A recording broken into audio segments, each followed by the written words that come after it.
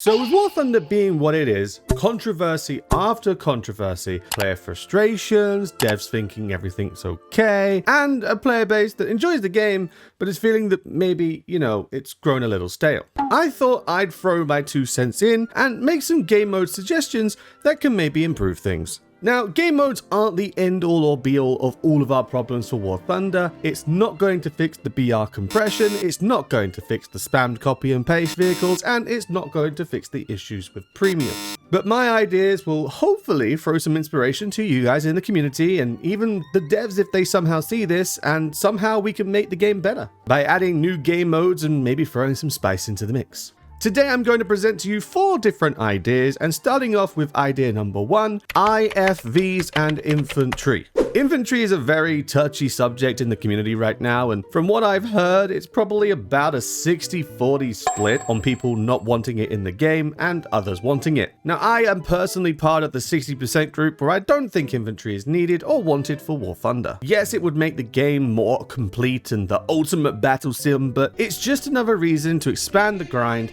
and add way more research than we already have. Not to mention, looking at the open playtest, it looks like Battlefield with extra steps. Being completely honest, Gaijin is not going to back down from this. They've gone as far to bring all the elements from Enlisted, modernized it to fit War Thunder, and then organized the playtest for all of us to experience it, and, well, it's coming whether we like it or not.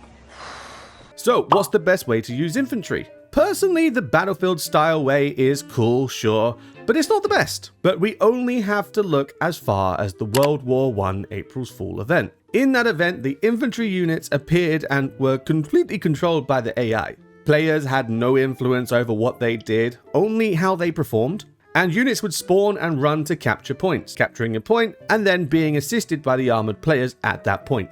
Now, how can we improve this idea and bring infantry into the game properly? By using the Tom Clancy's EndWar mechanic. In EndWar, infantry would either spawn on the ground and can be a unit controlled, or you would have units such as APCs, IFVs, and helicopters which have the ability to open and let the infantry out of the vehicle. They then let infantry capture points or hold a point. It's a cool idea, but how can we use this idea in War Thunder? Well, we have great examples of these vehicles. The BMP, the Warrior, the Hind are all examples of vehicles with troop carrying potential. The mechanic could have been introduced as a vehicle modification, and when you've unlocked it, your vehicles would then be able to carry troops. This way, you could have AI troops and player spawn troops. Then, with your infantry, you could drive them to a capture point, help them capture the point, and let them either protect it and act like anti-air does for airfields, or press a key-binded button and have them get back into the vehicle, similar to maybe how the bomb bay works on bombers. One button opens, and when it opens, you press space and the units run back into the vehicle. But just like most things in Ground Realistic, once they're gone, they're gone. The only way to revive your units would be to either go to a friendly capture point and wait whilst you restock your infantry, or have it limited to your next spawn point. It wouldn't outright win you the game, sure, but it can help. Idea number 2 is something that I have put a lot of thought into, and I named it Global Conflict Seasons World War Helldivers styled mode. It needs a little bit of work on the name, but you get where I'm going.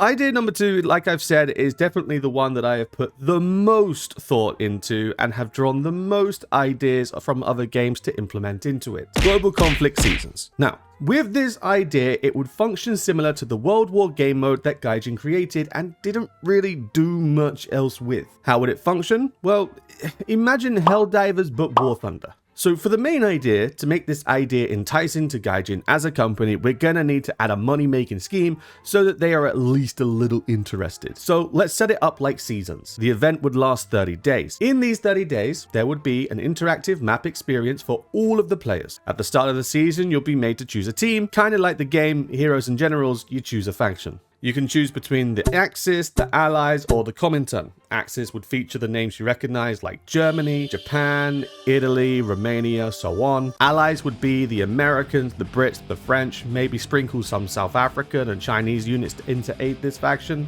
Then the Comintern for the USSR and other communist nations at the time, such as Yugoslavia, and maybe you could even push the Chinese communist units. My turn! Now, once you've chosen your team, you will be shown a map, and this is a map of the world. Day 1 of the season will show the world map, say, let's say 1939 for the base game mode. Players will choose regions to play in. For example, let's choose Belgium. In the Belgium region, there will be 3 maps. They'll be displayed on your screen in a 1, 2, 3 order. You then start on map number 3 if you are attacking from the Axis side. The Allies will defend, and then obviously the Axis are attacking.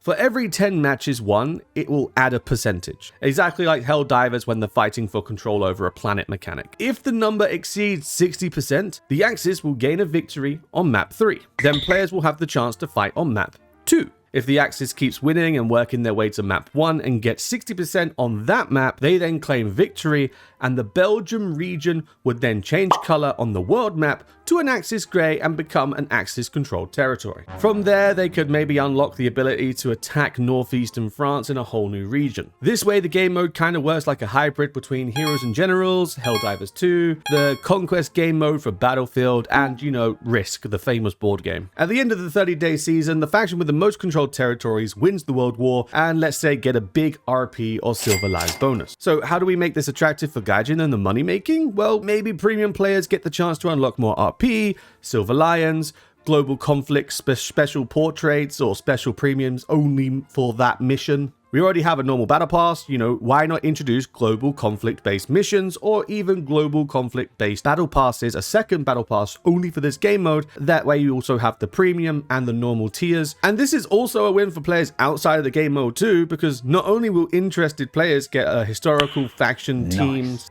game mode to play, but uninterested players will get the chance to play new maps. It'll be a big project, require a lot of work on Gaijin's part, so even if they implement it slowly, piece by piece, instead of the whole world, let's just start with the Western Front. Then if it was to become a big success, Gaijin could open it up, lift the limit for the world, and, expand. And why not cover different countries as well? So, for example, it could be Vietnam. Base it on the Vietnam era, Vietnam nations, Vietnam equipment, and just break down the whole nation of Vietnam into smaller sub-regions. It gives different opportunities. The possibilities are endless. Idea number 3, Intercept Generations. It's a very simple game mechanic, a very simple game mode, and we've already got something similar-ish to it already. But it would play a lot like some of the maps we already have, such as Norway or the Britain map when you've got people flying in from the coast and you are starting on the ground. The concept would be one team would start on the ground at an airfield, the other team would spawn in the air attacking. The goal of the game mode is that the attackers have to bomb out enemy bases and key targets, with the final target being a heavily guarded location instead of like an airfield. Think maybe more like a military base. Now this sounds basically just like the usual format of AirRB, so how can we spice it up? Have the maps bigger. Like the map that covers northern France to South England, maybe introduce reconnaissance modifications for vehicles as well, and have some players start in the air being recon planes. Maybe even make use of the historical radar systems like the radar stations that were off the coast of Dover. If you're pinged by the recon or the radar, you appear on the map for 2 minutes, kind of like a blind hunt order, and after the 2 minutes you'll disappear, or if a friendly takes out the radar buildings or the recon planes, you will lose the ping status. Now that's great and all, but what's this generations thing? So what I mean by generations is very, very literal. Depending on what vehicle you use in the game mode, you'll be grouped up into different generation brackets. For a quick off the head idea, you could have like a pre-war 1932 and before era, World War II era, Korean era, Vietnam era, 90s era, and modern day era. Now these brackets are way too big and have many vehicles from different eras. Although they're both World War II, you could have a 262 against a swordfish. So there would be a BR locker within the groupings as usual, kind of like the events where you are locked in with a certain country and a certain BR, but it has to fit the time period or the available aircraft for the event. If done right, it could create a whole new game mode people could enjoy. Who knows? Idea 4, I've given it a really long title to give an idea of how to explain it, but City Defense Anti-Air Defense Game.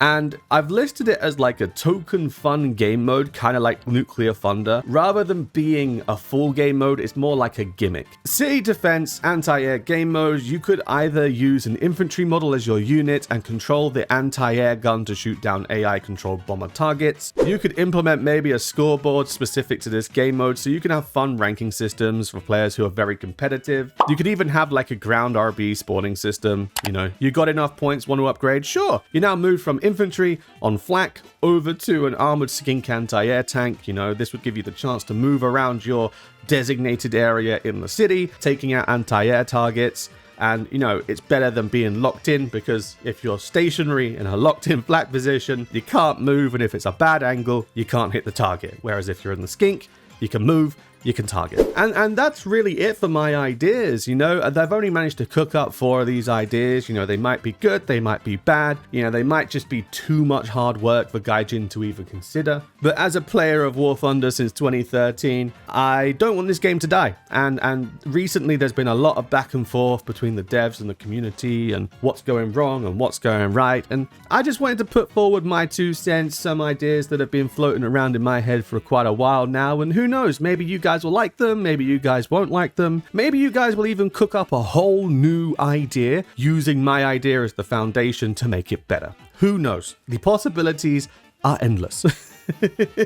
But that's going to be it from me, guys, so thank you very much for watching. If you've enjoyed the video, make sure to drop a like and a sub down below, and I'm going to see you guys in the next video that I do. I also stream War Thunder most of the time, 2 times a week, so if you want to do that, check out the link to my Twitch in the link down below. And until next time, guys, all the best, have a good one, and stay frosty.